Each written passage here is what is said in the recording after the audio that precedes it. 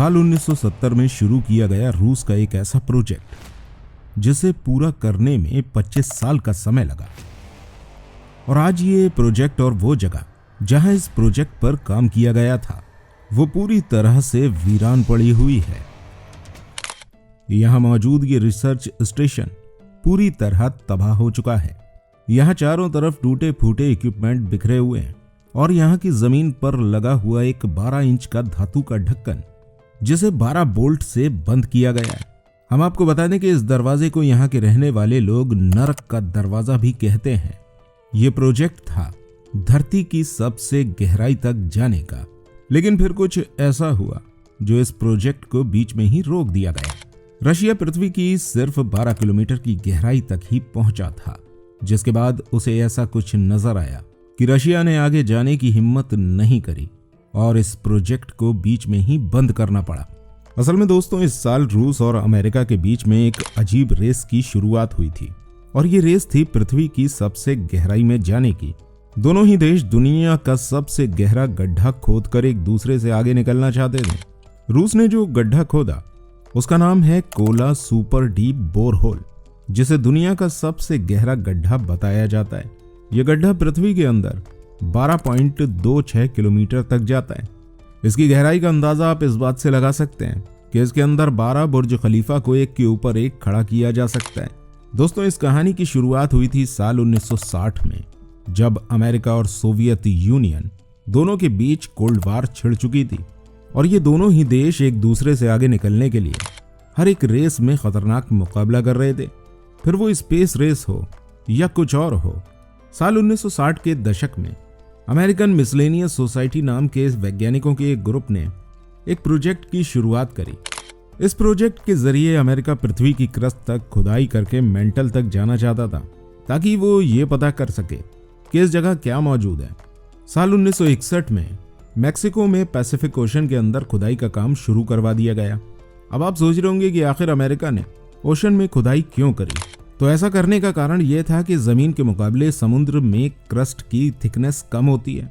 यानी कि अगर आप ओशन में खुदाई करना शुरू करते हैं तो आपको जमीन के अंदर जाने के लिए कम ड्रिलिंग करनी होगी।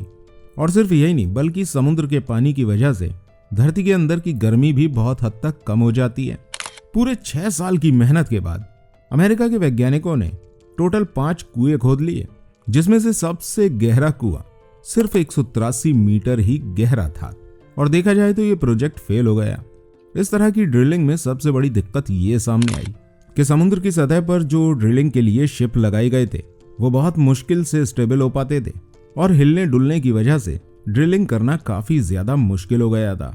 उस वक्त शिप के चारों तरफ बड़े बड़े प्रोपेलर यानी कि पंखे लगाकर किसी तरह ड्रिलिंग की गई थी। इस ड्रिलिंग को करने में अमेरिका ने पूरे 32 करोड़ रुपए खर्च किए। इसके बाद ये प्रोजेक्ट आउट ऑफ बजट होने लगा, जिसकी वजह से अमेरिका को ये प्रोजेक्ट बीच में ही रोकना पड़ गया।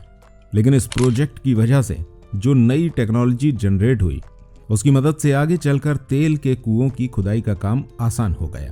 लेकिन अमेरिका ने अभी भी हार नहीं मानी थी। अमेरिका ने इसके बाद साल 1972 में एक बार फिर से ड्रिलिंग करना चाहिए, लेकिन इस बार ये ड्रिलिंग ओशियन सरफेस के बजाय जमीन पर की गई।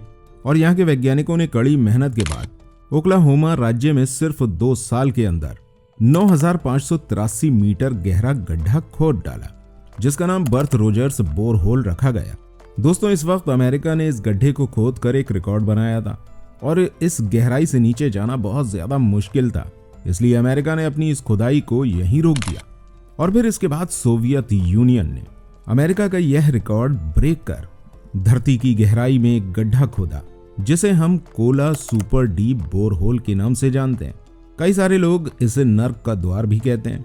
सोवियत यूनियन को इस गड्ढे को खोदने में पूरे 20 साल से भी ज्यादा का समय लग गया। लेकिन दोस्तों, जमीन में इतना गहरा गड्ढा करना कोई आसान बात नहीं है।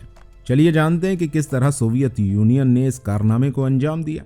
दोस्तों, पैसिफिक ओशन में खुदाई करते समय अमेरिका के फेल होने के बाद सोवियत के वैज्ञानिकों ने पृथ्वी की जमीन से ही इसकी गहराई को नापने का फैसला किया और इस गड्ढे को करने के लिए रूस और नॉर्वे के बॉर्डर के पास एक जगह को चुना गया, जिसका नाम था कोला। इस प्रोजेक्ट को शुरू करने से पहले यहाँ एक 20 मंजिल की बिल्डिंग बनाई गई ताकि जब इस प्रोजेक्ट को शुरू किया जाए तो इन वर्कर्स को किसी तरह की कोई परेशानी ना आए और ये बिल्डिंग में आसानी से रह सकें। इस प्रोजेक्ट पर पूरे 3000 लोग काम कर रहे थे। जिन लोगों को उस समय इस प्रोजेक्ट पर लगाया गया था वो पूरे रूस में उस समय के सबसे महान आर्कियोलॉजिस्ट बताए जाते हैं। इन लोगों को दुनिया की सबसे बड़ी ड्रिल मशीन चलानी तो आती ही थी, बल्कि उन्हें यह भी पता था कि जमीन में और कितनी गहराई पर जाने पर उन्हें क्या मिल सकता है। यहाँ इस ड्रिलिंग का काम रोज सूरज ढलने के बाद शुरू किया जाता था। यहाँ काम करने वाले सभी वर्कर्स को पता था कि इस प्रोजेक्ट को पूरा करना कोई आसान बात नहीं है और ये प्रोजेक्ट बहुत लंबे समय तक चलने वाला है। साथ ही साथ इसे पूरा करने में खर्च भी बहुत ज्यादा आने वाला है। रूस ने 24 मई 1970 के दिन इस खुदाई को शुरू करवाया और अभी कुछ साल ही गुजरे थे कि वैज्ञानिक 7 किलोमीटर की गहराई तक पहुंच गए, लेकिन इसके बाद और नीचे जाना काफी ज्यादा मुश्किल हो गया। असल में दोस्तों, गहराई बढ़ने से न सिर्फ धरती की चट्टानें मजबूत हो रही थीं, बल्कि तापमान भी काफी ज्यादा बढ़ चुका था, जिसकी वजह से अक्सर ड्रिलिंग बिट टूट या मुड़ जाया करती थी। कई बार ऐसा हुआ कि ड्रिल की डायरेक्शन बदलने की वजह से यहाँ की जाने वाली खुदाई भी आड़ी तिरछी हो गई, जिसकी वजह से यहाँ एक बार फिर से नए सिरे से खुदाई करनी पड़ गई ताकि एक सीध में ड्रिलिंग करी जा सके। लेकिन इतनी मुश्किलों के बावजूद भी रूस के वैज्ञानिकों ने हार नहीं मानी और उन्होंने सालों तक ये ड्रिलिंग जारी रखी और आखिरकार ये ड्रिलिंग 12 किलोमीटर की गहराई तक पहुंच गई। उस वक्त इसे इंसानों को चांद पर भेजने से भी बड़ी कामयाबी समझा जा रहा था, क्योंकि शुरुआत से ही इस प्रोजेक्ट के साथ फेल होने का डर जुड़ा हुआ था। इसके अलावा कई सारे लोगों का कहना यह भी था कि अगर हम धरती के ज्यादा नीचे जाने की कोशिश करेंगे तो हम सीधे नर्क में पहुंच जाएंगे और शायद इस तरह के गड्ढे से कोई शैतान भी बाहर निकल कर आ सकता है। अब इस तरह की बातों ने जोर उस वक्त पकड़ लिया जब साल 1983 में इस ड्रिलिंग को किसी कारण से रोक दिया गया। उस वक्त एक रिकॉर्डिंग भी वायरल हो रही थी, जिसे अमेरिका के कई सारे न्यूज चैनल ने भी शो किया। बताया जा रहा था कि सोवियत यूनियन ने अपनी ड्रिल मशीन में एक माइक लगाया था, जिसकी वजह से नीचे जमीन की आवाजें सुनी जा सके और इस माइक के जरिए नीचे जाकर नर्क की आवाज को रिकॉर्ड कर लिया गया था। ये आवाजें सुनने में काफी ज्यादा खतरनाक थी। इसके अलावा ये अफवाहें भी फैलने लगी कि इस सुरंग से आवाजें तो आती ही हैं, साथ ही यहाँ कुछ चमगादड़ की तरह दिखने वाले जीव भी रहते हैं, जिसकी वजह से ये अफवाह और भी ज्यादा फैल गई कि ये एक नर्क का दरवाजा है।